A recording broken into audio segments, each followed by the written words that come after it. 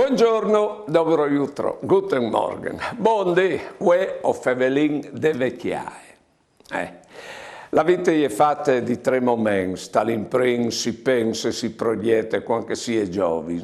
Dopo, al manco fin quando si ha forza, si mette in opere le idee, i progetti che si vede. Le ultime parti si conta dolce che si è fatto in te vite.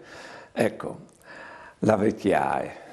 Attenzione però, che la vecchiaia poi brutta possede in tutte le età quando si è egoisti. In che volte si può veramente essere vecchio fuori dal tempo giusto. E forse quando si è vecchio non si è vecchio più, perché non si è egoisti, perché quando ormai sono studati i fuchs, e ieri state magari, non me li sbori, sotto i cinesi sono restati, allora in che volte si è anche movis, basta avere la capacità di maravigliarsi e di continuare a proiettare.